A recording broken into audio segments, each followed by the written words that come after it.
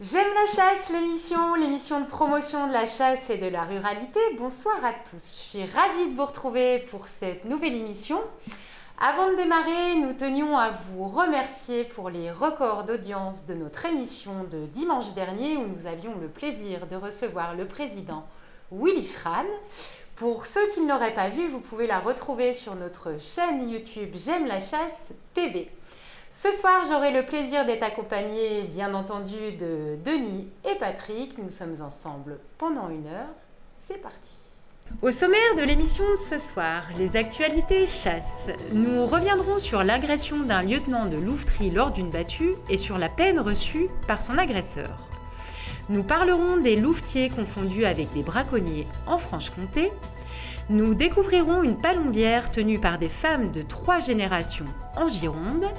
Nous verrons qu'en Sologne, les chasseurs restaurent les étangs pour la biodiversité. Nous parlerons du plan de relance de la France qui va planter 7000 km de haies. Et nous en profiterons pour parler des écologistes de la région Auvergne-Rhône-Alpes. Patrick nous parlera de ce qu'il a pu voir sur les réseaux cette semaine. Denis, quant à lui, nous dira ce qu'il a pu lire dans les médias cette semaine. Le dossier de la semaine sera consacré ce soir à la chasse au gibier d'eau, où nous aurons le plaisir d'échanger avec Pierrick François, administrateur de Nouvelle-Aquitaine de l'Association nationale des chasseurs de gibier d'eau. Le dossier équipement de la semaine sera consacré ce soir à l'équipement d'une veste spéciale chasse au gibier d'eau avec Valentin de l'équipe de Terres et Eaux. Nous sommes ensemble pendant 1 heure, c'est parti.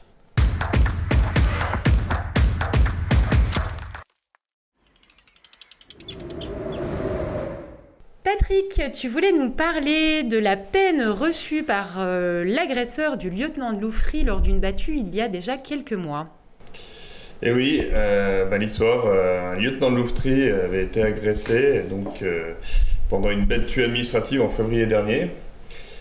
L'habitant de Thoët-le-Vent a comparu jeudi au tribunal correctionnel de Nice pour outrage, violence et entrave à l'exercice d'une mission de service public.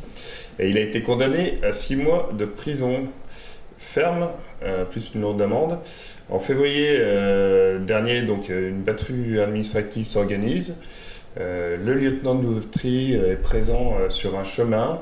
Il se fait agresser par cette personne, je crois qu'il est un peu récidiviste et qui agresse régulièrement des chasseurs. Ça dégénère complètement, il en vient aux mains, coup de pied, coup de poing, insultes et menaces. Bref, ça se finit au tribunal et la décision est tombée. Donc décision assez sévère, enfin à la hauteur. Denis. Oui, je crois d'une part que l'agresseur n'en était pas à son coup d'essai, c'est le moins qu'on puisse dire. Ce qui est intéressant dans cette histoire, c'est que, enfin intéressant entre guillemets, ce qu'il faut noter, c'est que bien entendu, la personne n'a pas été condamnée pour délit d'entrave à la chasse, mais pour des faits, des voies de fait, des violences, des outrages. Il n'a pas été condamné pour un délit d'entrave à la chasse parce que cette loi n'est toujours pas votée par l'Assemblée nationale. Elle a été votée par le Sénat il y a plus d'1 an maintenant et est enterrée quelque part à l'Assemblée nationale. Alors j'aimerais dire à nos chers députés qu'il faudrait vraiment commencer à se saisir de cette loi, car les délits d'entrave, les sabotages, les menaces physiques à l'encontre des chasseurs, voire les agressions, se multiplient. Une loi permettrait peut-être de calmer certains esprits. Peut-être pas les plus excités, mais en tout cas les suiveurs qui, eux, ne font que bêtement suivre. Il faut savoir qu'il y a actuellement juste une contravention de 5e classe pour délit d'entrave à l'activité chasse. Bon. Peut-être que la sanction est à ce niveau parce que c'est un lieutenant de louveterie qui représente... Alors, d'une part, agresser quelqu'un à coups de pied, de poing est puni, quel que soit le statut de la personne, mais en plus, il y a entrave à l'exercice d'une mission de service public puisque les lieutenants de louveterie sont nommés par le préfet, ils sont bénévoles certes, mais ils sont nommés par le préfet et exercent des missions de service public. Donc ça a aggravé la peine de l'agresseur. Voilà. Alors, on va rester chez les louvetiers, Oui. puisque samedi soir, en Franche-Comté, à Étup, peu avant minuit, des lieutenants de louveterie ont eu une grosse frayeur. Ah oui, ils ont eu très peur. Que se passe-t-il? Un peu avant minuit, dans une petite ville de Franche-Comté, à Étup, un sexagénaire entend du bruit, il met le nez à la fenêtre, il voit des ondes, tout d'un coup des faisceaux lumineux. Il se trouve qu'il habite dans une zone où il y a déjà eu des cambriolages, où un dépôt EDF a déjà été visité à plusieurs reprises pour y voler du métal. Donc, que fait-il? Il appelle les autorités, la gendarmerie, je crois en l'occurrence. Ne les voyant pas arriver, et le mouvement continuant, il prend son arme et il tire un coup de feu en l'air, croyant avoir affaire à des malfaisants, comme dirait quelqu'un dans un dialogue, dans un film dialogué par Audiard. Malheureusement, ce n'étaient pas des malfaisants, c'était des lieutenants de louveterie qui étaient en mission de service public pour éliminer quelques sangliers en zone périurbaine. Bien entendu, grosse frayeur des lieutenants de louveterie. La gendarmerie arrive, cette fois-ci. Le pauvre monsieur qui croyait bien faire est entendu par la gendarmerie, mis en garde à vue et son affaire est déférée au parquet. Il n'aurait bien entendu jamais dû tirer un coup de fusil en l'air, ce pauvre monsieur. Maintenant, on peut se demander, s'il n'y a pas eu un petit défaut d'information. Je sais très bien que les lieutenants de louveterie n'ont pas à prévenir, mais beaucoup d'entre eux le font intelligemment. D'abord, prévenir la gendarmerie pour éviter d'être confondus avec des braconniers ou des cambrioleurs. Souvent, ils interviennent à la demande d'une mairie. Donc la mairie est au courant. Dans ce cas-là, que la mairie répercute l'information auprès de ses administrés, ça éviterait ce genre de désagrément. Petit rappel, le lieutenant de louveterie, ce sont des conseillers techniques de l'administration bénévoles, nommés par le préfet sur proposition de la DDT, et ils sont chargés d'un certain nombre de missions, comme l'organisation des battues administratives, les battues municipales éventuellement, qui sont différentes des battues administratives, et puis ils ont une lettre de mission permanente établie par le préfet pour éradiquer certains animaux qui peuvent causer des dégâts, soit aux cultures, soit au jardin, et qui sont dans des zones peu chassables, comme les zones périurbaines qui s'étendent malheureusement de plus en plus en France. Donc ils ont vraiment une mission de service public, ce qui fait qu'en agresser un, comme ça a été fait du côté de Nice, est encore plus grave. Voilà, n'y aurait-il pas un moyen d'éviter ce genre de mésaventures à l'avenir en prévenant? Alors évidemment, comme ils ont aussi une mission de police de la chasse, et s'ils sont à la recherche de braconniers, ils ne vont pas prévenir. Mais s'ils sont en mission, je dirais simple, d'éradication de sangliers en zone périurbaine, je pense que le mieux serait de prévenir, à mon avis. Voilà. Bon, ils ont dû quand même avoir bien peur. Denis, tu voulais nous parler d'une palombière. Oui. Qui est tenue par des femmes de 3 générations. Raconte-nous cette belle histoire. Depuis mon échappée belle en Gironde, à l'automne dernier, je suis devenu un spécialiste et un amoureux des palombières. C'est un monde assez particulier, superbe. On va parler de gibier d'eau dans le dossier de la semaine. Gibier d'eau, des passionnés. Les paloumas, comme on dit dans le sud-ouest, là aussi sont des passionnés. Donc ça se passe à Capsieux, en Gironde, rien que le nom déjà fait rêver. Et c'est vraiment la terre des traditions. Et la palombière, dans ces terres du sud-ouest, c'est une tradition ô combien importante. Et au moment des grands passages, des grandes migrations de palombes, les gens partent en palombière comme les marins autrefois partaient en mer. Je trouve que la comparaison est assez pertinente parce qu'ils vont y vivre vraiment. Et ils sont ravitaillés par les épouses. Mais là, en l'occurrence, ce sont 3 femmes d'une même famille. La grand-mère, Mamie Soso, sa fille, Véro, et la petite fille, Pauline, qui ont pris en compte, qui tiennent une palombière, comme on dit là-bas. Alors j'ai vu des photos, c'est superbe, une très très belle palombière avec tout ce qu'il faut pour y vivre.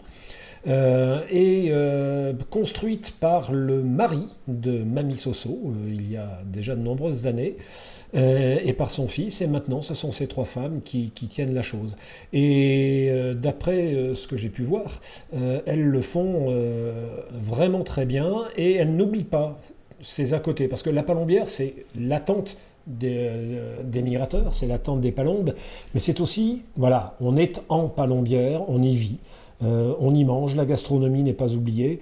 Il y a toujours une cuisine dans une palombière, et ça, c'est assez phénoménal. Donc, moi, je voudrais dire un grand bravo à ces dames, un grand bravo à Pauline, la petite fille, qui a maintenant le commandement de l'affaire. Les rênes lui ont été passées, et voir que ces traditions perdurent, ça fait chaud au cœur, parce que ces traditions, elles font notre richesse, elles sont notre socle, nos fondations, sans lesquels on ne peut rien bâtir. Et les gens qui veulent faire de nous des hommes nouveaux et nous ôter tout cela donnent dans ce que les Grecs d'autrefois, les Grecs anciens appelaient le libris, c'est-à-dire la démesure ultime, se comparer aux dieux ou, comment dirais-je, contrecarrer les desseins des dieux.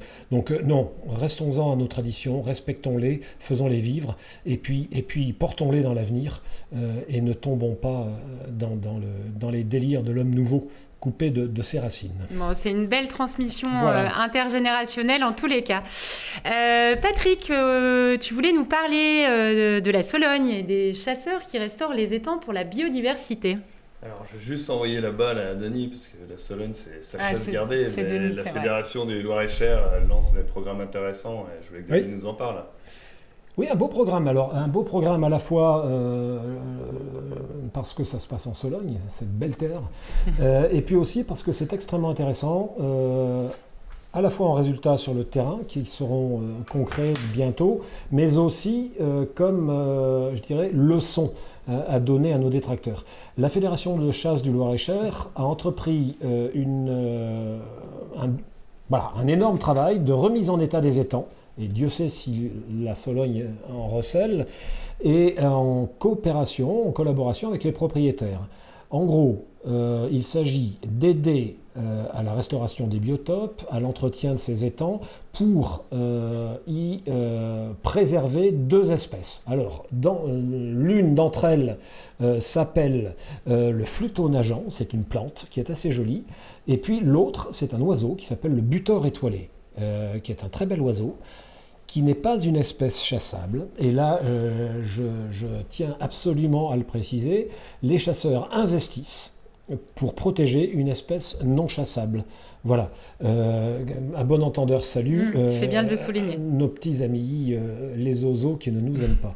Quel est le principe ? En gros, les propriétaires volontaires pour participer à ce programme se font connaître auprès de la fédération. Alors, l'étang doit faire au minimum 2 hectares, par exemple. Ça, c'est une condition préalable. Et la fédération prend en charge 80% des travaux, le propriétaire les 20% restants, et ensuite il y a un suivi écologique qui est fait par les techniciens de la fédération sur cet étang pour voir les résultats de la remise en état et les résultats scientifiques, en tout cas, que cela amène en termes de préservation de cette flore et de cette faune. Non, c'est un beau programme intéressant lancé par le Loir-et-Cher. Ouais, très très belle initiative de cette fédération. Patrick, tu voulais nous parler du plan de relance de la France et notamment du fait qu'elle va planter 7000 km de haies. Et oui, je suis abonné aux bonnes nouvelles, donc je vais appuyer sur celle-ci. C'est annoncé dans le cadre du sommet One Planet Summit, mais c'est surtout recyclé. Ça avait déjà été annoncé il y a 1 an par le gouvernement, donc 7000 plantations de 7000 km de haies. Alors, par contre, ça coûte 50 millions d'euros. Ah ouais. On a vu que tout le monde se réjouissait sur les réseaux, enfin, surtout les oiseaux dont tu parles se réjouissent de ça. Moi, je me dis que les chasseurs font ce genre d'intervention depuis des années et pour des sommes beaucoup plus raisonnables. D'autant plus qu'elles sortent en général de leur poche, ces sommes-là. Donc oui, à grand renfort de tweets triomphants, le gouvernement, ministère de l'écologie bien entendu, celui de l'agriculture aussi, et puis ce que j'appelle l'écolosphère, se réjouissent de voir en 2 ou 3 ans 7000 km de haies plantées pour un coût, la somme modique de 50 millions d'euros.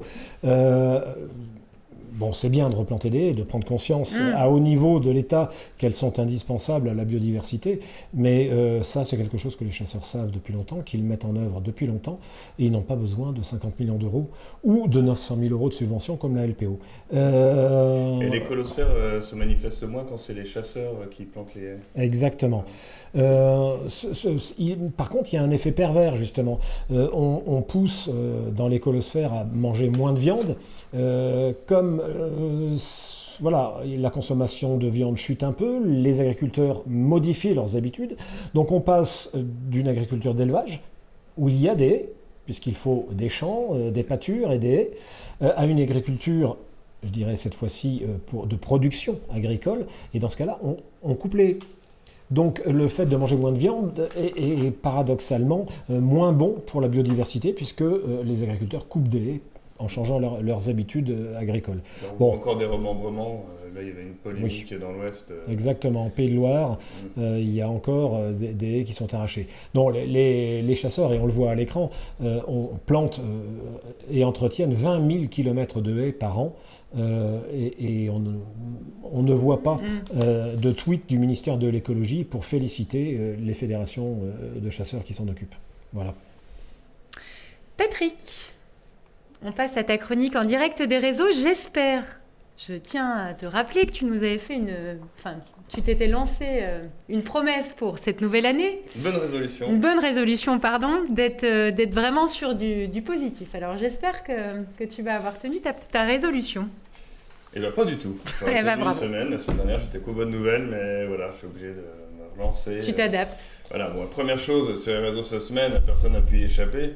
Alors ça n'a rien à voir avec la chasse, mais le compte du président Trump qui a été suspendu, voire supprimé de Facebook, donc suspendu de Twitter, et énormément de comptes ont été suspendus. Bon, ça ne regarde pas la chasse et on ne va pas s'étendre là-dessus. Par contre, toute la classe politique, du Rassemblement National, France Insoumise, des Républicains, même la République En Marche, il y a quand même un certain nombre de personnes qui sont interrogées. C'est des entreprises privées, Facebook, Twitter. Il y a même Apple qui a suspendu une application Parler où les gens se réunissaient. Enfin bref, les GAFA, comme on les appelle, s'octroient le droit de suspendre des comptes. Moi, une décision de justice, ça ne me pose aucun problème, mais ça pose question. Et ça pose question. J'ai fait le parallèle ce coup-là avec la chasse et le compte d'Ovini sur Instagram il y a 1 an. Donc Ovini Expédition, pour ceux qui ne connaissent pas, c'est un guide de chasse. Son compte avait été suspendu, je ne sais même pas s'il n'a pas été supprimé d'Instagram. Supprimé d'Instagram parce qu'il y avait des vidéos de chasse. De la même façon, le fait du prince, Instagram, qui est d'ailleurs Facebook, pour ceux qui ne le savent pas, son compte avait été supprimé, c'est le fait du prince, et c'est inquiétant pour la suite. Donc c'est inquiétant et ça va me forcer un peu, pour ma chronique en direct des réseaux, d'aller sur plein de réseaux parce que tout le monde part sur Telegram en premier. Je crois qu'il y a VK, il y a Parler, aussi, oui. Qui a aussi un réseau social. Donc il y a plein de réseaux qui vont se monter, mais je voulais quand même en parler. Et je crois même que Elon Musk, l'homme le plus riche du monde, a fait la promotion de Signal, un autre réseau social lancé par une ONG américaine. Voilà. Bon, affaire à suivre, mais en tout cas, par rapport à la chasse, si la chasse a mauvaise presse chez ces GAFA, on peut imaginer qu'un jour ils nous suppriment nos comptes, donc j'ai envie de dire mes fiat quand même. Voilà, mais je suis allé sur les réseaux, sur tous les réseaux, et ce qui fait un peu polémique ces derniers jours, et on voit encore l'écolosphère se déchaîner, c'est l'histoire du cerf de Chantilly. Donc rapidement, il y a une chasse à courre près de Chantilly, le cerf, poursuivi par les chiens, a fini vers la gare de Chantilly. Évidemment, les vidéos sont sorties, ça fait scandale. Je crois que l'équipage a récupéré les chiens, n'a pas enfreint les règles. Enfin bon, ça peut arriver, la forêt n'est pas loin. Mais c'est pas là-dessus que je voulais revenir. Ce qui m'intéressait, c'est Franck Allais qui a sorti des photos de cartes postales qui datent, que vous pouvez voir là à l'écran. Et on voit sur ces cartes postales la zone de la gare de Chantilly et un certain nombre de zones où on voit des cerfs, donc ça arrivait aussi dans le temps. À part qu'à l'époque, personne s'en offusquait, ils en faisaient même des cartes postales. Donc oui, quand on chasse, ça peut finir en ville et il n'y a pas non plus à faire un scandale par rapport à ça. Mais scandale, il y a eu. Voilà, et c'est aussi à mettre en lien avec l'urbanisation. Évidemment, on empiète sur les forêts, donc on se rapproche des animaux sauvages. Et à ce propos, vous pouvez voir à l'écran une petite vidéo qui a été publiée par Olivier Chicot, où on voit une horde de sangliers à 20 km de Paris et en plein centre-ville, enfin en plein zone urbaine. Sur un point. C'est rigolo et ça soulève ce problème d'urbanisation. Voilà, pour continuer, Hervé, qu'on suit régulièrement via l'Obs, nous informe qu'une peinture rupestre a été datée de 43 900 ans, ce qui en fait la plus vieille peinture rupestre. Vous la voyez également à l'écran. Elle représente, alors ils disent un cochon. Moi je me demande si c'est pas un sanglier. Je vous laisse analyser. Et ça ressemble quand même à un sanglier. Ça ressemble plus à un sanglier qu'à un cochon, à mon avis. Bon, c'est en Indonésie, si on veut situer. Donc c'est un cochon-glier peut-être là-bas. Voilà, Franc Allais, on en parle souvent, j'en parle souvent.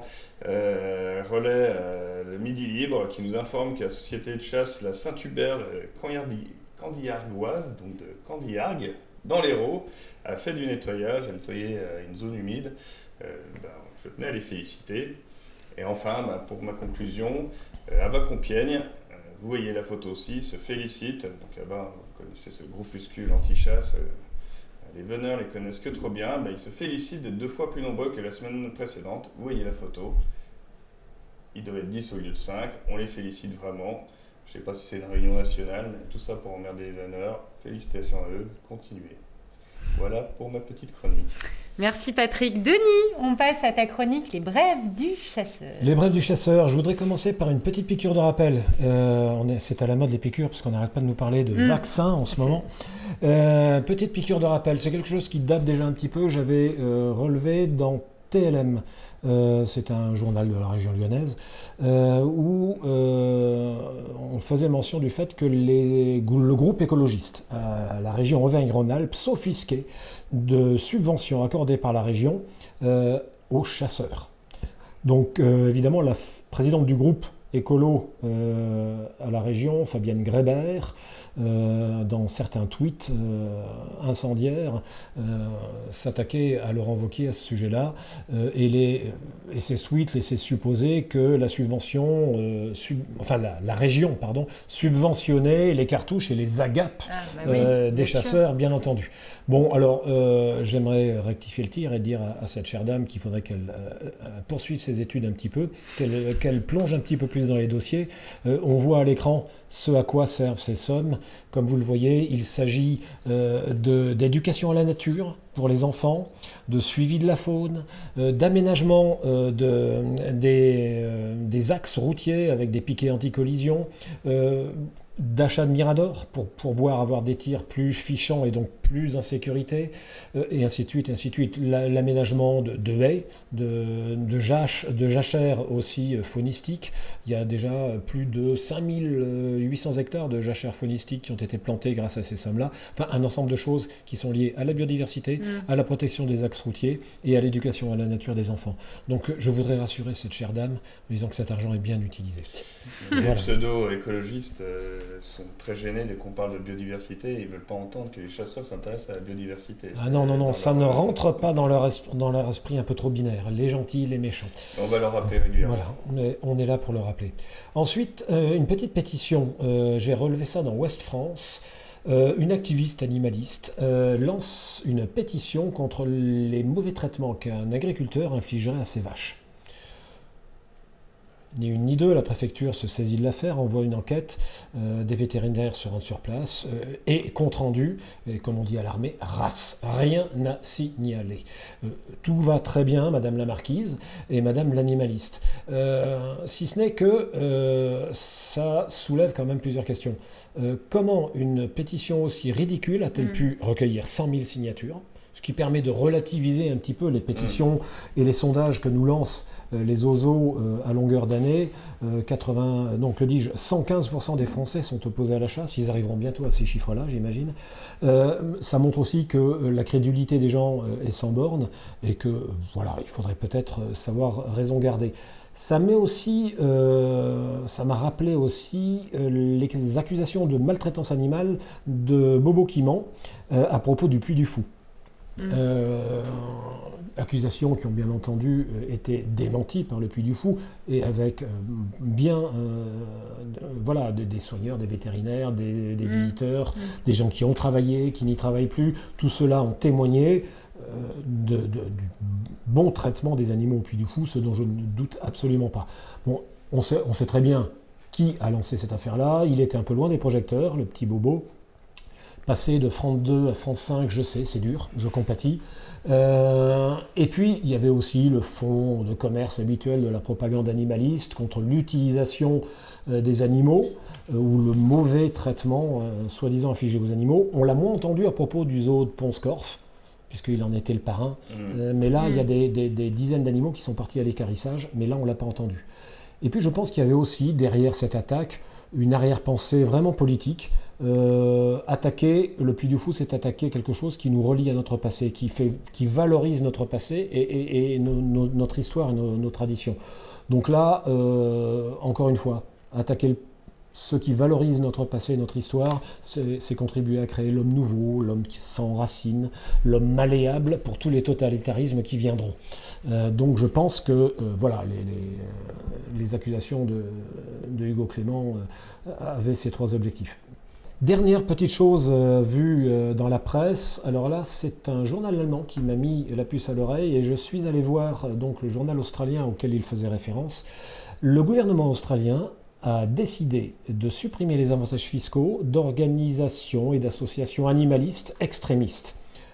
Si elles se rendent coupables d'intrusion sur les exploitations, de harcèlement, d'intimidation ou d'espionnage à l'encontre des familles d'agriculteurs.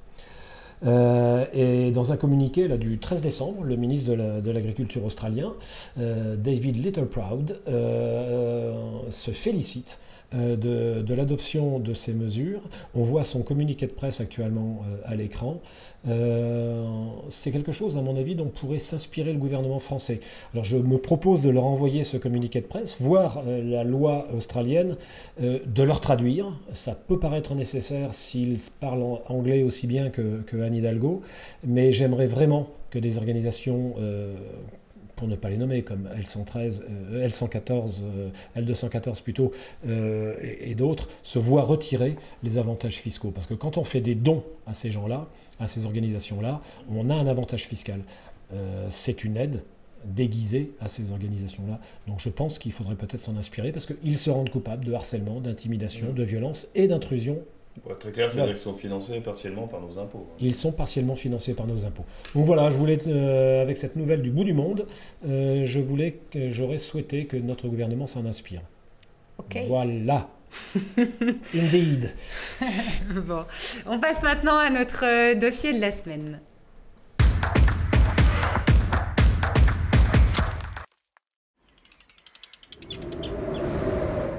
Dossier de la semaine consacré ce soir à la chasse au gibier d'eau. Denis, je te laisse présenter notre invité.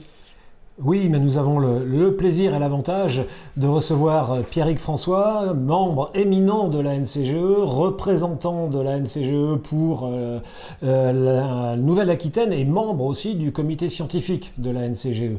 Alors, Pierrick, bonsoir. Un grand merci d'être avec nous aujourd'hui. Vous allez... Bonsoir. Bonsoir, merci. Vous allez donc nous dire d'abord en quelques mots ce qu'est la NCGE. Et puis, si vous êtes d'accord, j'aimerais qu'on aborde le sujet de la chasse au gibier d'eau sous deux angles. D'abord, je vous demanderai de dresser un portrait de la chasse au gibier d'eau en France.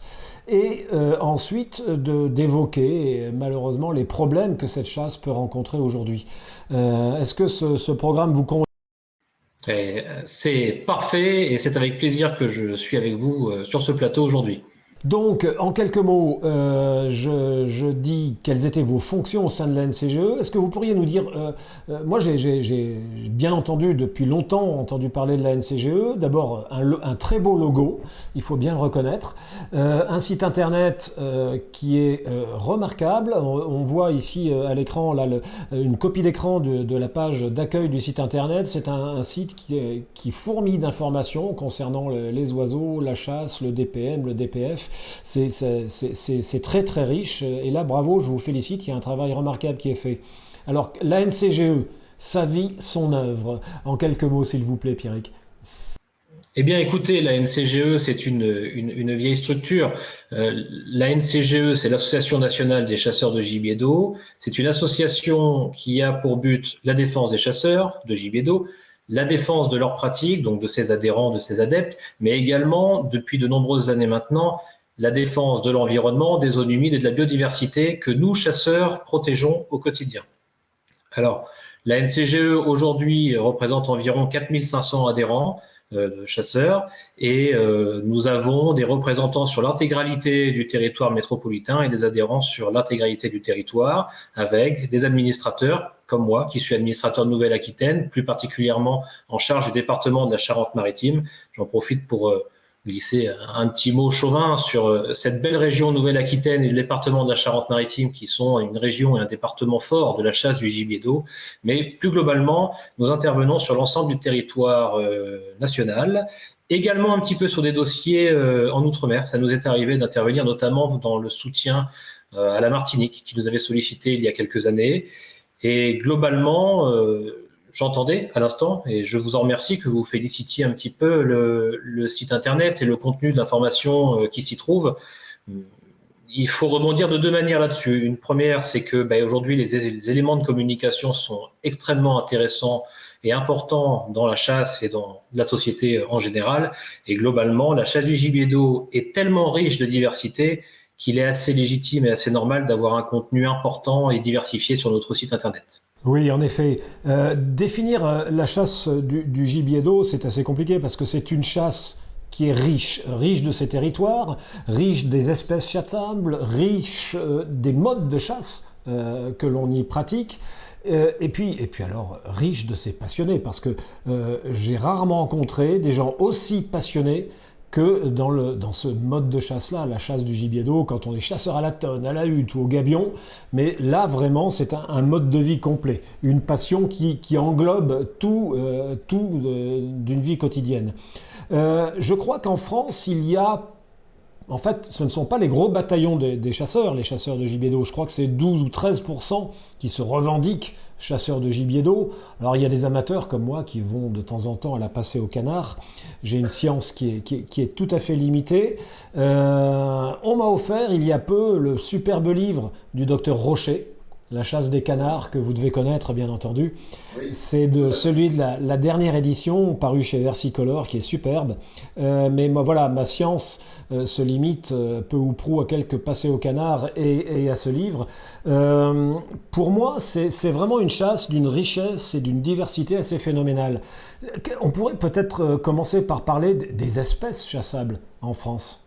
C'est assez extraordinaire. Pour préparer l'émission, je suis allé chercher un petit peu sur des sites autorisés et on voit à l'image là quelques-uns des oiseaux chassables. C'est un superbe tableau. En plus, ils sont superbes, ces oiseaux. Donc, que peut-on chasser ? Vous avez parfaitement raison. Ce qui fait la richesse de la chasse du gibier d'eau, c'est les différentes façons de la pratiquer, on pourra y revenir tout à l'heure, mais c'est également la diversité des gibiers qu'on peut rencontrer dans cette chasse. Et puis, plus globalement, les gibiers, mais plus largement l'ensemble des espèces qu'on peut y rencontrer, également les espèces protégées, qui sont, bien que n'étant pas chassables, très agréables à observer et à contempler dans nos zones humides et qui participent à la richesse de la biodiversité de nos zones humides. Alors, vous voyez, il n'y a pas de... J'imagine que vous n'avez pas forcément d'intérêt à ce que je vous raconte ma vie, mais je vais me permettre quand même un petit exemple. Vous voyez, depuis une dizaine de jours, j'ai la chance donc de chasser sur la Charente-Maritime et en une dizaine de jours, j'ai pu aller à la tonne, prélever plusieurs espèces de canards, ou en tout cas les observer. Peu importe, mais en tout cas, on a pu observer du canard pilé, du siffleur, de la sarcelle, du souchet. Et puis, quand on a fini avec la tonne, on peut aller à la côte, par chez nous, comme sur tous les littoraux français, où on va observer de nombreuses espèces de limicoles. On va les siffler, on va les faire venir. Si on a de la chance, on va en prélever un ou deux. On a également quelques limicoles plutôt d'intérieur, sur les marais intérieurs, comme la bécassine des marais, qui se chasse et qui a de nombreux passionnés également en France. Vous voyez, la chasse du gibier d'eau, c'est la chance d'aller à la chasse sans savoir ce qu'on va voir, sans savoir ce qu'on va trouver. Et puis, au-delà des espèces, il y a une formidable diversité dans la présence. C'est-à-dire que nous, on chasse du migrateur. De nombreuses fois, ils ne sont pas là. Donc, eh bien, on ne voit rien. Et puis, quand on a la chance de faire une nuit de chasse ou une volée, une passée, et de tomber sur les quelques canards qui sont en migration ou les quelques limicoles qui sont en hivernage, eh bien, c'est que du bonheur, que du plaisir. Oui, vraiment, on sent la poésie de cette chasse. Et puis, c'est la chasse de l'incertitude. Pardon. On ne sait jamais si ce sera bien ou pas. Il n'y a pas de résultat garanti et c'est ce qui en fait une des beautés, à mon avis. Vous avez parfaitement raison. Vous savez, c'est un petit peu dans toutes les chasses, mais nous, on va parfois avoir les bons vents, les bonnes conditions. Alors, on se motive, il fait froid, il pleut, on se dit que ce soir, c'est la nuit à ne pas louper, on y va et pour autant, il ne se passera rien. Et puis, quand on n'y croit pas, qu'on y va sans y croire, eh bien, parfois, on tombe dans une nuit magnifique. Et ça, c'est la richesse du gibier d'eau.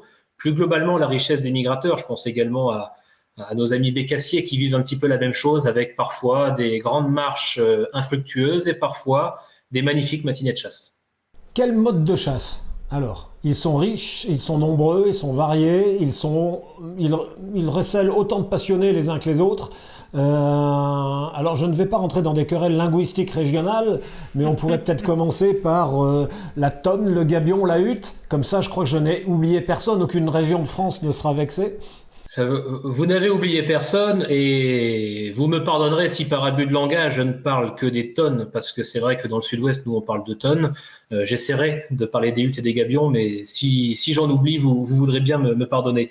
L'avantage de la chasse au gibier d'eau, c'est que on peut entre guillemets s'y rendre à peu près tout le temps, c'est-à-dire que on rentre du travail, si on n'a qu'une heure ou deux et qu'on a envie de prendre l'air, on peut prendre son fusil et aller faire une volée du soir. On peut également faire une volée du matin. Si on a un peu plus de temps, on peut passer une nuit dans une hutte, un gabion ou une tonne.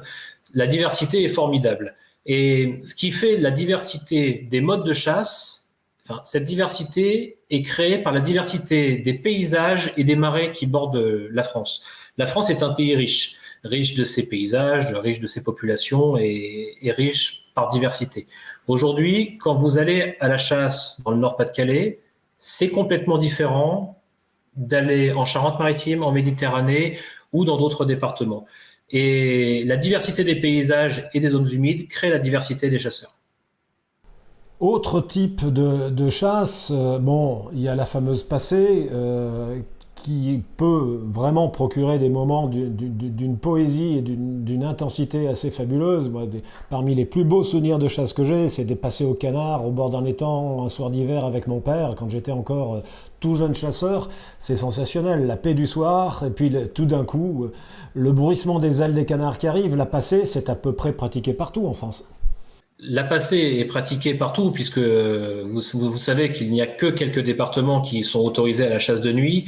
Mais dans les départements où la chasse de nuit est autorisée, la chasse de nuit est une véritable passion. Cela étant dit, là où elle n'est pas autorisée, on trouve énormément de chasseurs à la passée et qui prennent extrêmement de plaisir à cette chasse-là. Si je peux me permettre, et c'est là que le gibier d'eau est particulièrement intéressant. J'ai eu la chance la semaine dernière d'aller faire un tour professionnel, mais également passionnel à la chasse en Vendée, où du coup la chasse de nuit n'est pas autorisée. Et vous voyez, ce qui est formidable, c'est qu'on a finalement vu assez peu d'oiseaux à la passée du soir, mais tout en restant dormir dans la tonne en Vendée, la nuit a été très fructueuse. On a pu observer de nombreux oiseaux qui sont venus à la pause de nuit, bien sûr, sans tirer, sans prélever, c'est interdit en Vendée. Et alors que légalement, nous avions le droit de nouveau de chasser au matin. Les oiseaux étaient partis en migration vers une autre route. Et donc, on a pu, sans prélever d'oiseaux, en observer beaucoup. Et c'est bien là le principal. Autre mode de chasse plutôt, dans certains endroits, on pratique la chasse en bateau, en barque. alors sans moteur, je crois, puisque les moteurs sont interdits, il me semble, mais par exemple dans le bassin d'Arcachon, sur certains étangs aussi, en Camargue, je crois que c'est possible.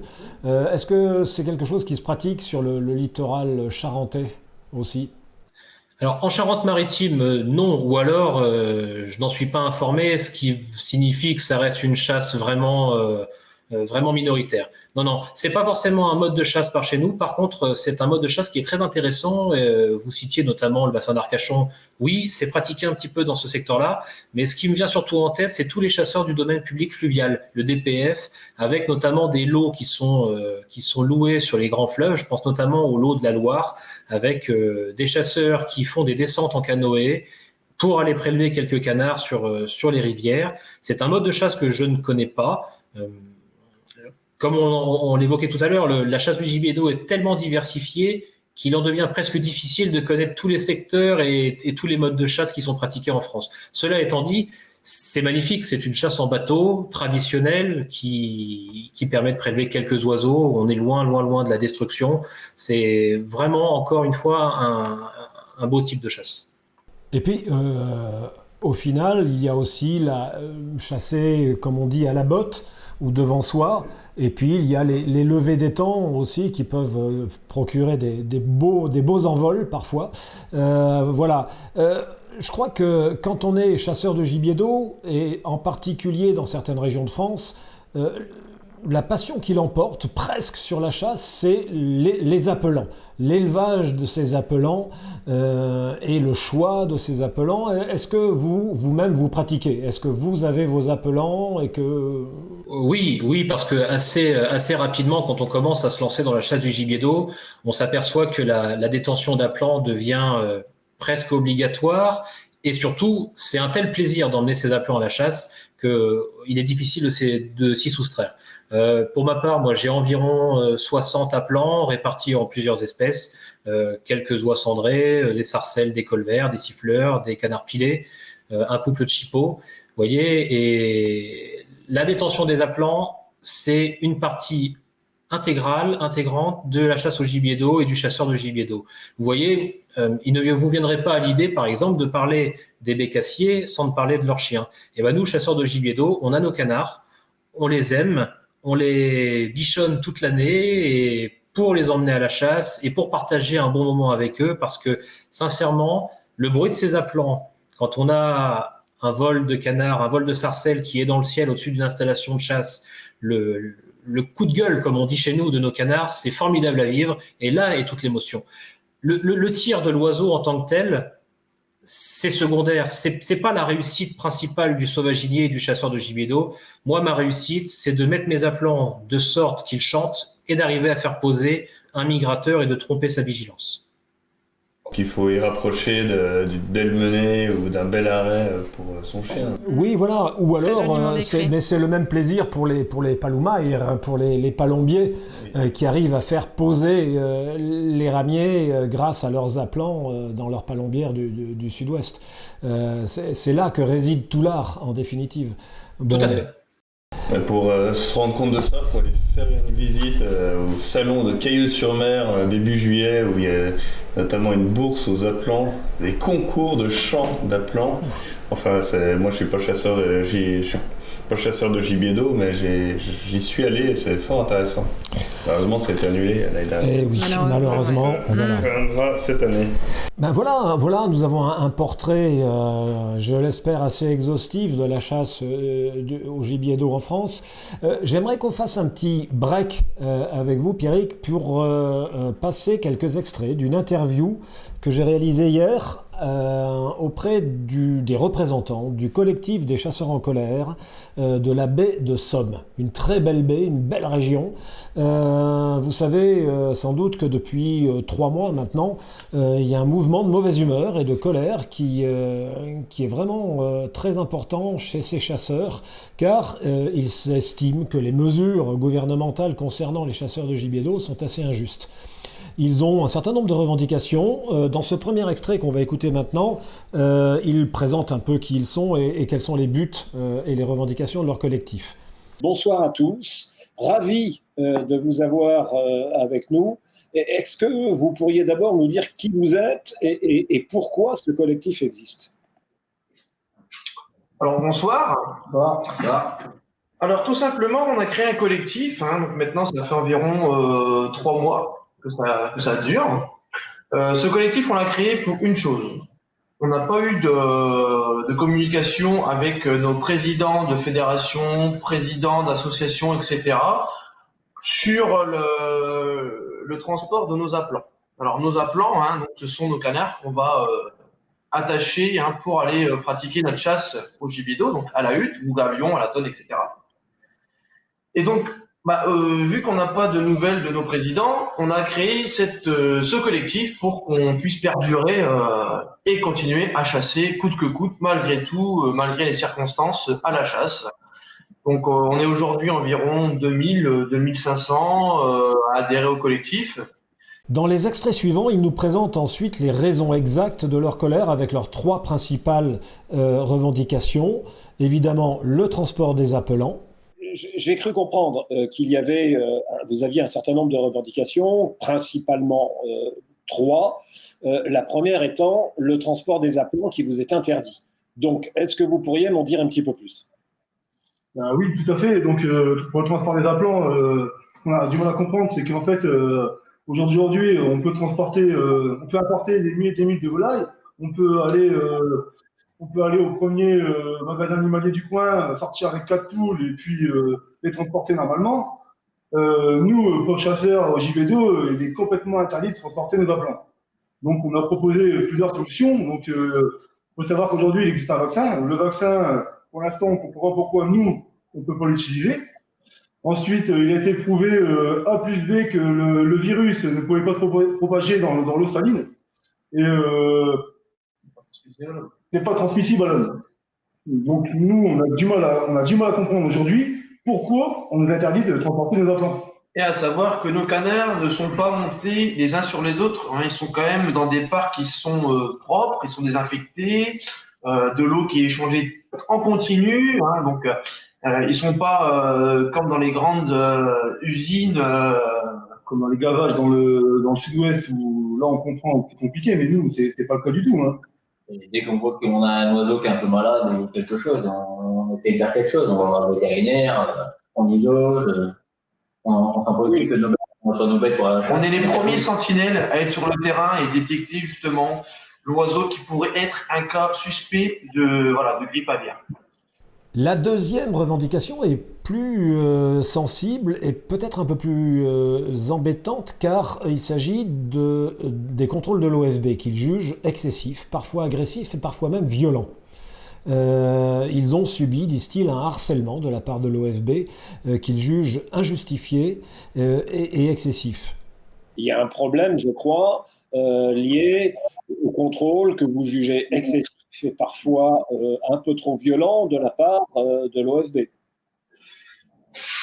Oui, effectivement, on a des contrôles qui sont acharnés. On a eu des contrôles, c'était tous les jours. Donc, les gardes de l'Office français de la biodiversité étaient sur le terrain du matin au soir, la nuit, etc. C'était même des convois. Ils sont venus en renfort chez nous dans la baie de Somme. Alors que bon, faut quand même savoir qu'il y a quand même d'autres chasses. Il n'y a pas que le chasseur du gibier d'eau. Donc, je comprends pas pourquoi on s'acharne sur une seule chasse. Donc, ça, c'est une chose à voir aussi également. Et et surtout sur leur méthode. Quand vous avez un gendarme, je prends l'exemple du gendarme qui vous arrête sur le bord de la route, en voie publique, il se présente à vous, gendarmerie nationale, éteignez votre véhicule, papier, etc., etc. Tout se fait vraiment tranquillement. Tandis que quand les gardes de l'OFB font leur contrôle, ils viennent à 4h30, 5h du matin. Là, c'est ce qui s'est passé. Je vous parle de quelque chose qui s'est passé. Un fait réel qui s'est passé donc en baie de Somme, chez nous. Donc, 6 gardes de l'OFB, ils sont venus, ils ont intervenu. 3 devant les visions, 3 autres derrière. Et les 3 de devant se sont jetés aux visions avec des lampes torches. Donc, c'était un monsieur de 65 ans en invalidité avec son petit-fils de 8 ans qui était donc dans la hutte. Ont défoncé la porte et sont rentrés dans la hutte, en infraction également. Et donc, ça, c'est intolérant. On peut pas être contrôlé de cette manière. On peut pas l'accepter. Ça. Hein, pour vous dire la suite de cet événement, donc ce monsieur est sorti, a appelé son fils de panique, et un garde de l'OFB est sorti et a cru que ce monsieur appelait du secours, appelait des renforts, des chasseurs qui étaient dans les parages. Et donc, ce garde de l'OFB a fait tomber le téléphone et a attrapé les deux bras du monsieur, clé de bras, et lui a claqué la tête contre le pare-choc de la voiture, parce qu'il y a une voiture qui était juste devant. Oui, le capot de la voiture. Et donc, il l'a maîtrisé en criant « Vous avez des armes sur vous, ne bougez plus, ne bougez plus ». Un petit peu comme si on était des délinquants, comme terroristes. Un petit peu, voilà, on peut employer ce mot-là, comme si on était des terroristes, quoi. Alors que bon, qu'est-ce qu'on fait de mal à pratiquer une chasse avec des canards tranquillement. Justement, c'est le moment de privilège. On voit que les méthodes semblent quand même assez agressives et assez peu respectueuses des personnes que vous êtes. Mais je crois que vous vous étonnez aussi de l'ampleur des moyens techniques qui est mise en œuvre pour exercer ces contrôles. Oui, tout à fait. Le survol par des drones de nuit, donc avec sûrement caméra thermique.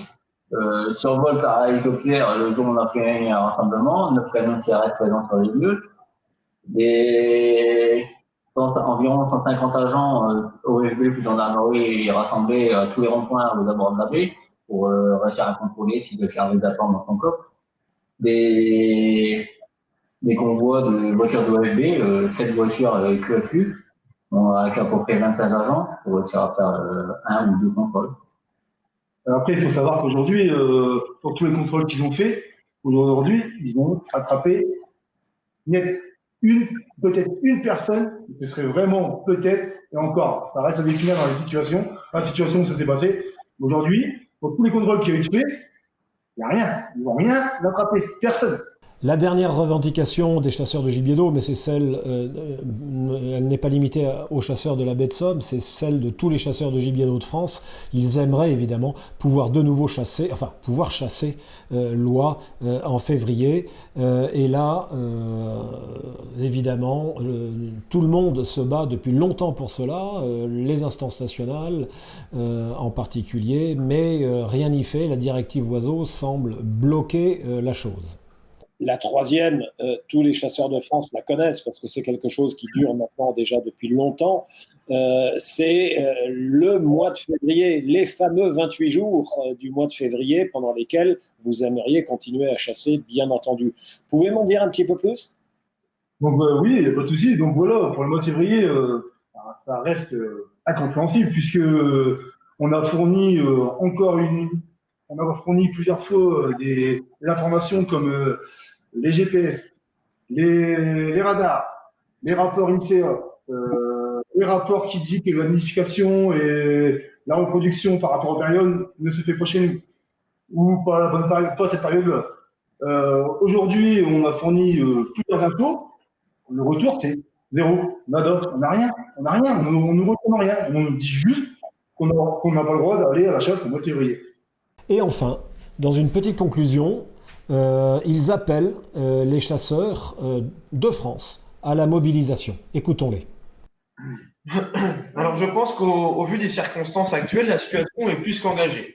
La chasse du gibier d'eau, entre autres, ainsi que certaines autres chasses, telles que la chasse à la glu, au pigeon, à la grive, etc., ne tient plus que sur un fil. La chasse du gibier d'eau est une chasse populaire exercée par la classe moyenne de la population, n'ayant pas de grosses ressources. Grâce à la mobilisation du collectif des chasseurs en colère, nous avons réussi à, malgré tout, malgré l'acharnement des contrôles par les gardes de l'Office français de la biodiversité, à exercer notre mode de vie, car oui, je le dis bien, c'est bien plus qu'une passion, cette chasse traditionnelle, populaire, coule dans nos veines, et ça depuis notre plus tendre enfance. C'est pour cela que je fais appel à tous les chasseresses, à tous les chasseurs de France, à rejoindre notre mouvement, tous pour un et un pour tous. Telle est notre devise. Si nous avons réussi en baie de Somme, alors vous pouvez tous le faire. Notre avenir, c'est maintenant. Nous agissons tous unis, tous solidaires. L'union sera notre force. Voilà, fini avec l'intermède des chasseurs de gibier d'eau en colère. Comme vous l'avez entendu, Pierrick, ces chasseurs portent 3 revendications principales qui sont certainement les vôtres. Alors ils le portent d'une certaine manière. Certains jugeront cette manière un peu excessive, mais bon, la chasse sans pouvoir transporter ces appelants, c'est vraiment presque inutile. Les contrôles de l'OFB, qui m'ont semblé à moi aussi parfois proches du harcèlement et parfois excessifs, l'ampleur des moyens mis en œuvre, des drones, des caméras thermiques, des hélicoptères de la gendarmerie, tout ça pour un résultat qui me semble au final assez peu probant, puisque très peu de PV d'infraction ont été réalisés. Ce qui nous permet d'aborder la deuxième partie de notre dossier avec vous, Pierrick, il s'agit des problèmes que la chasse du gibier d'eau rencontre actuellement en France. Moi j'en ai listé quelques-uns, mais vous êtes bien plus compétent que moi. Pour moi j'ai listé l'éventuelle future directive européenne concernant le plomb en zones humides, et zones humides au sens de la définition de Ramsar, c'est-à-dire la définition la plus extensive possible. Les problèmes de grippe aviaire, des mesures administratives françaises parfois incompréhensibles, des problèmes liés à l'utilisation du DPM et du DPF, et enfin le fameux fichier IFAP qui génère pas mal de contraintes pour les détenteurs d'appelants aussi. J'imagine que vous en avez plein d'autres puisque vous êtes au cœur du sujet, mais est-ce qu'on pourrait commencer par parler de ceci par exemple? Et là, je vous laisse le choix pour ouvrir le feu, Pierrick. Oui, c'est la chasse du gibier d'eau, mais j'ai presque envie de vous dire que la chasse en général est victime d'une chasse aux sorcières. C'est peut-être l'occasion de le dire. Depuis quelques années, qui s'est quand même terriblement accélérée. Vous avez cité quelques problèmes et ils sont parfaitement légitimes. Alors, ce n'est sans doute pas l'endroit ni le lieu de rentrer dans les détails de tous ces dossiers. Cela étant dit, si on part par exemple sur le cas de la grippe aviaire, il faut d'abord tempérer un petit peu, juste tempérer en disant que les chasseurs sont des passionnés, c'est notre mode de vie, mais à aucun moment nous souhaitons rentrer en conflit avec les agriculteurs de la filière avicole qui, eux, ont des besoins vitaux et professionnels de vendre et de produire des volailles pour la consommation humaine ou pour d'autres choses. Cela étant dit, et sans rentrer en opposition avec cette filière professionnelle, on voit qu'il se passe aujourd'hui des choses qui sont parfaitement anormales. On m'envoie régulièrement des constatations de camions de volailles sur le périphérique des grandes villes du littoral. On m'envoie des transporteurs qui vont sur des foires avec des oiseaux. Or, ce n'est pas interdit. Par contre, nous, chasseurs, n'avons pas le droit de transporter nos appelants. Ce qui m'énerve énormément dans cette restriction, c'est les différences qui sont faites. Vous voyez, par exemple, un chasseur qui a une installation de chasse de nuit dans un marais doux, non soumis au mouvement des marais, va pouvoir, sur place, avoir quelques oiseaux dans ce qu'on appelle une parge, qui est en fait une volière au bord de sa hutte, de son gabion ou de sa tonne, et va pouvoir, entre guillemets, utiliser ces oiseaux pour chasser un petit peu.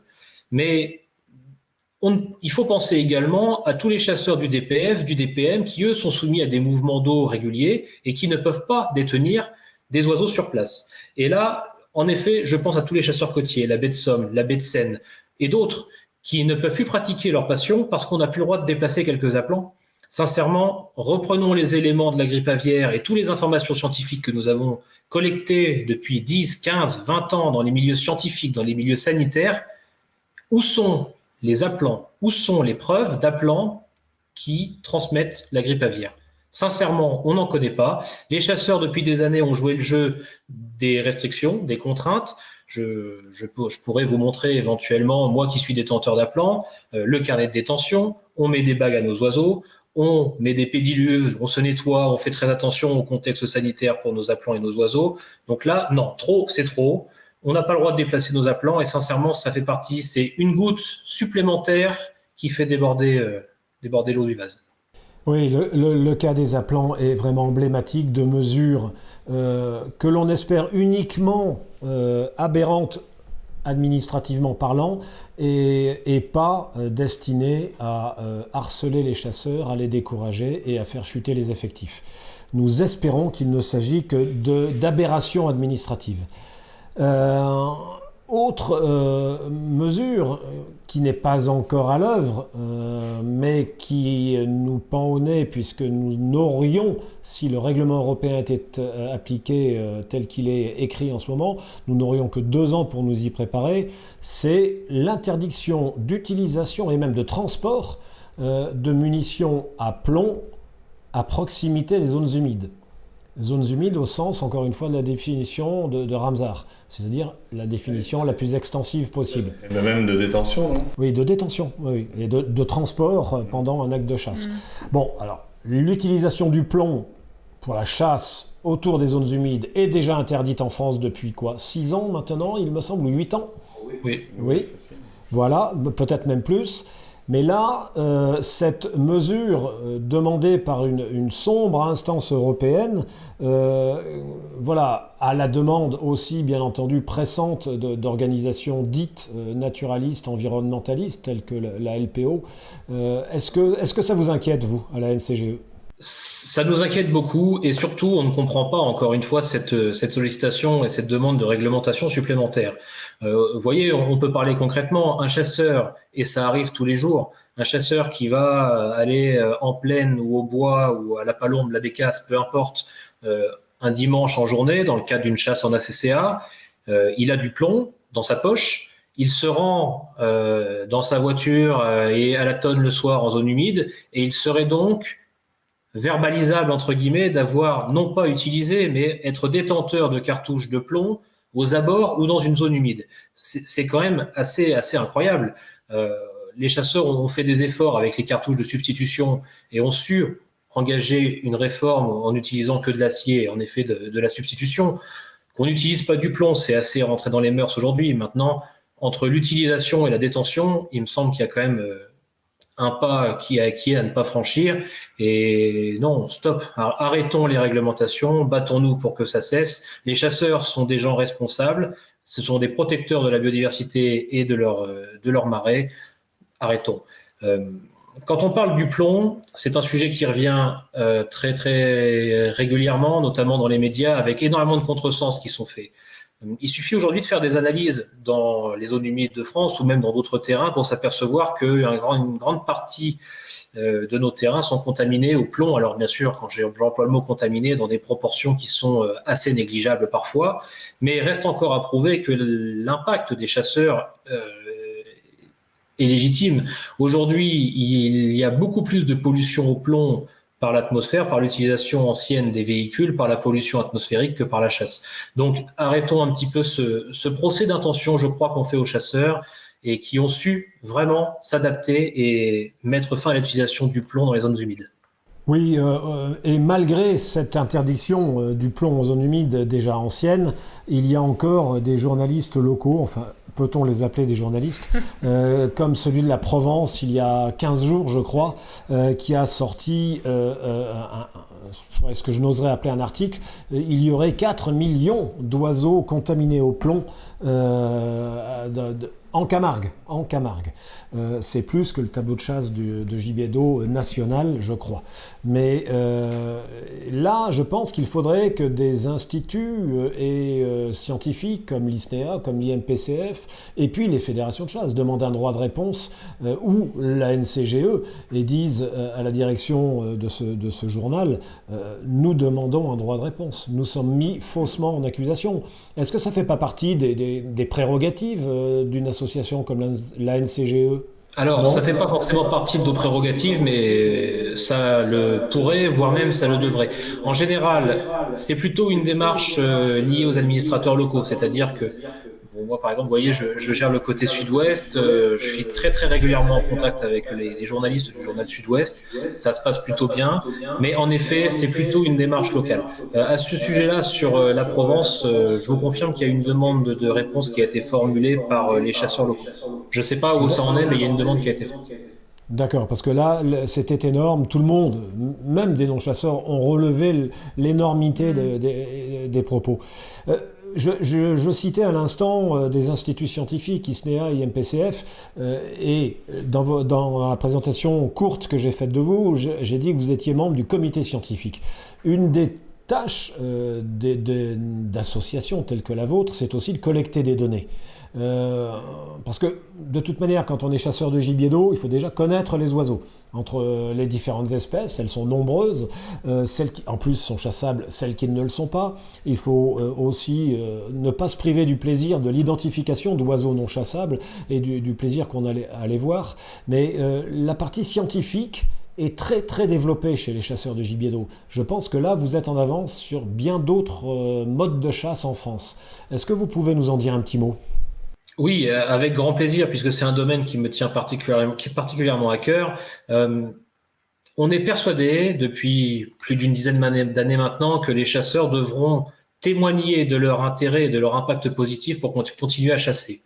De nombreuses études sont menées actuellement sur le territoire, sur plusieurs espèces. Ça serait vraiment long de les nommer, parce qu'aujourd'hui, les chasseurs se doivent d'apporter de la donnée et d'être parfaitement transparents sur leurs activités.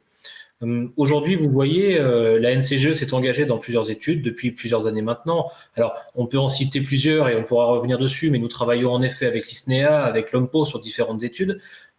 Par exemple, la lecture des ailes, c'est un programme formidable. La lecture des ailes, c'est un programme en tripartie avec la Fédération nationale des chasseurs, l'ISNEA et la NCGE, où l'ISNEA a le volet scientifique, c'est-à-dire qu'ils vont traiter la donnée pour la valoriser scientifiquement et apporter des informations à nos politiques et à nos instances. Mais nous, à NCGE, qui sommes en contact avec nos chasseurs locaux, nous avons la partie transmission de données, acquisition de données et formation. Et vous voyez, en 6 ans de programme sur la collecte des ailes, cette année, la NCGE va terminer la saison autour de 95 000 ailes collectées sur 6 ans. Sans les restrictions diverses et variées liées au Covid, on aurait dépassé les 100 000 ailes collectées, ce qui, vous voyez, scientifiquement permet à l'ISNEA derrière d'avoir un échantillon très important à étudier et donc d'apporter des informations. Ce qui est intéressant avec une étude comme la collecte d'ailes, c'est qu'on va analyser à la fois l'âge et le sexe du canard par espèce prélevée. Et ça nous permet de déterminer quelque chose de très important qui est le succès reproducteur de l'espèce. Par exemple, je caricature et je vous donne un exemple. Si on s'aperçoit que pendant 2 années d'affilée, on va prélever une majorité de canards sarcelles d'hiver adultes, eh bien on peut estimer qu'il y a 2 années un peu blanches en termes de reproduction, il faut plutôt s'inquiéter de la suite à donner. Or, on s'aperçoit que, par exemple, sur cette espèce-là, mais c'est globalement le cas sur la plupart des espèces, que les chasseurs prélèvent une grande majorité de canards juvéniles, et ce qui témoigne de plutôt une bonne reproduction de ces espèces-là sur les sites de reproduction, que ce soit scandinaves, sibériens ou dans les pays arctiques de l'Europe. Voilà, et que de telles données collectées par les chasseurs, analysées par des organismes scientifiques, ne soient pas prises en compte au niveau gouvernemental et au niveau européen est à mon avis assez scandaleux. Pierrick, nous arrivons au terme de cet entretien qui était passionnant. Je crois qu'on pourrait continuer à profiter de votre science pendant de longs instants. Il faudra peut-être envisager de nous inviter en Charente de manière à aller voir ça. On serait ravis. Encore cette semaine, Patrick. J'essaye de découvrir un maximum de modes de chasse que je ne connais pas. Quand tu dis je, c'est nous. Derrière, il va à Charente. Voilà. Je vais essayer. Donc j'ai lancé une demande d'invitation, ça se fait pas, c'est pas très poli. Avec grand plaisir, et vous verrez que la chasse du gibier d'eau est passionnante et surtout elle est composée de chasseurs qui sont absolument passionnés. Et j'aimerais ajouter juste un petit mot parce qu'il y a quelque chose qui m'a beaucoup gêné depuis 6 mois. J'en ai un peu marre que l'on oppose les types de chasse. Que l'on soit chasseur de gibier d'eau, de bécasse, de gros gibier ou quoi que ce soit, on est tous chasseurs et on se doit d'être assez unis face aux critiques que l'on perçoit tous. Et on est tous des passionnés et c'est avec grand plaisir que je vous recevrai en Charente-Maritime. Eh bien, voilà, je n'ai pas lancé une demande pour rien. Je vous remercie, Pierrick, c'est vraiment très gentil. Merci encore une fois d'avoir pris du temps. Merci d'avoir été aussi clair, aussi précis, aussi exhaustif. Ça donne envie. On voit le passionné et le passionné compétent. Et ça, c'est assez remarquable. Un grand merci, Pierrick. À très bientôt. Merci à vous. Merci à vous. Au revoir. Au revoir. On passe maintenant à notre dossier équipement.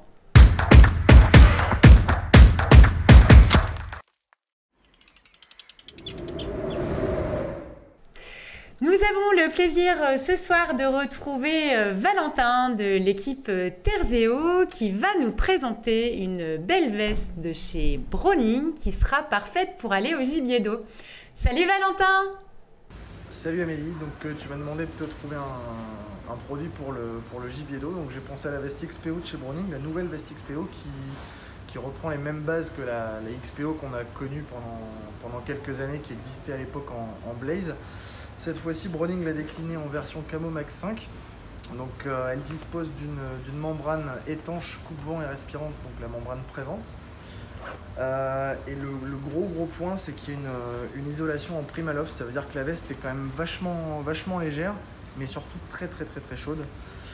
Au niveau des autres caractéristiques, on va retrouver une poche ici pour mettre tout ce qui est téléphone portable, clé, portefeuille.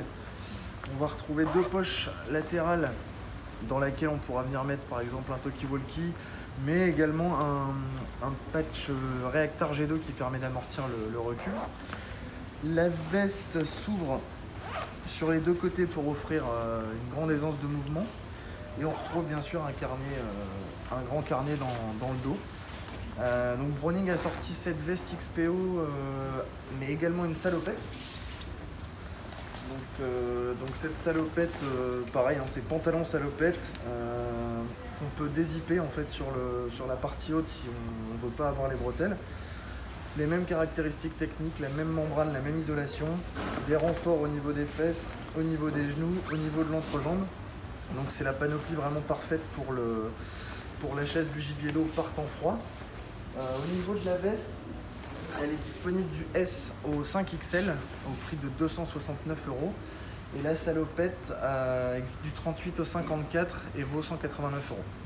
Voilà pour la tenue gibier d'eau. Merci Valentin pour cette jolie présentation. Cette émission touche à sa fin. Nous vous remercions de nous avoir suivis. Je vous rappelle que vous pouvez nous retrouver sur tous nos réseaux, Facebook, Instagram, Twitter, YouTube et sur notre site d'actualité chasse. Mettez des j'aime ou des commentaires, parlez de cette émission autour de vous. On se retrouve dimanche prochain et n'oubliez pas, en 2021, n'ayons pas peur de dire « J'aime la chasse ». À dimanche prochain.